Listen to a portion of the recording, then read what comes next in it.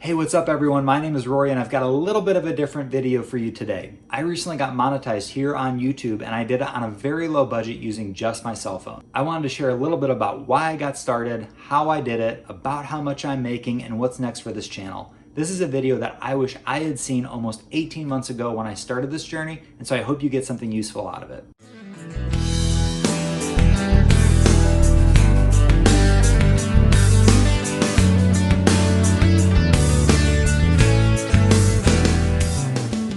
Now I've been woodworking and making for the past 20 years, and I've been consuming related content on YouTube for the past 5. I never had any intention of posting on social media, and in fact, before this, I was relatively unengaged on social media compared to most people my age. However, I can pinpoint the exact video I watched that inspired me to maybe one day make my own YouTube video. It was from a channel called Strange Garage, and he was doing a 1-year review on his planer from Harbor Freight. In that video, he made a comment about how he made enough money from the views from his unboxing and review of that video to pay for the planer itself. What? That blew my mind. I had no idea that a dude like me could post videos about woodworking on YouTube and actually make money from it. And not just a little money, but enough to pay for an actual power tool. Now don't get me wrong, I am not doing this to make money. The hourly rate from this job barely even registers. But the idea of doing my hobby, learning a new skill in video editing, and even making $1 from it triggered enough of a switch in my mind that I started to put some thought into it.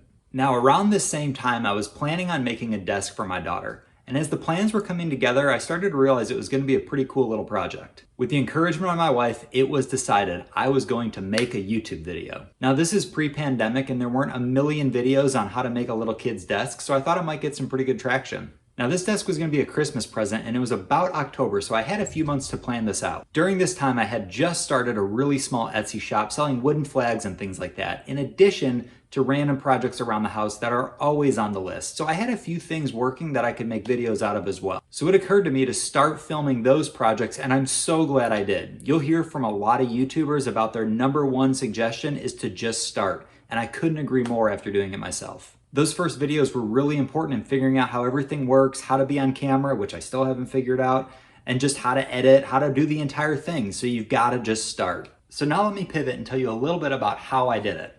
One thing for certain is that I did not want to invest a lot of money into this. And as you can tell by my video and audio quality, I still really haven't. Since woodworking is already my hobby and can be a little bit pricey at times, I just didn't feel right about investing a bunch of money into some equipment that I wasn't sure if I was going to use or not. So I use my phone, both to film and to edit.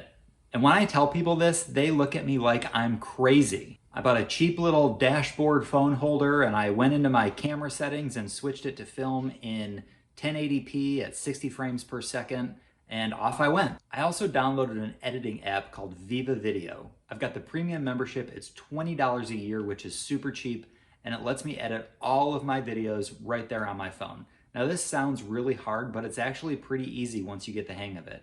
This was really important to me because I wanted to be able to edit videos while in bed at night while my wife's sleeping, so I'm not waking her up either being in the office or working on a laptop. And so far it's worked okay. Now I know this can't last forever and I plan on investing in some better audio visual equipment in the near future, but for now it's working great. Now after the first couple of videos, it was clear how important lighting is when you're taking video in a small shop like this. So I used a little bit of my Etsy money to invest in some LED and fluorescent lighting. I'd like to upgrade it a little bit more, but I'm in this constant dilemma of buying more tools or buying better lighting or investing in the camera equipment. So if you've watched any of my previous videos, you know a little bit about my channel, and I'd love to know in the comments what you think I should invest in next. All in all, in the first year, I spent about $100, and that includes the phone holder, the video editing software, and the lighting. So I'm pretty happy with the way I turned out after 1 year. All right, so now for the good stuff. So I got monetized in early April, and all that means is that I had over 1,000 subscribers and 4,000 watch hours on my content in the past 12 months. It means that I get paid a little bit every time one of those ads pops up on the video that you're watching right now.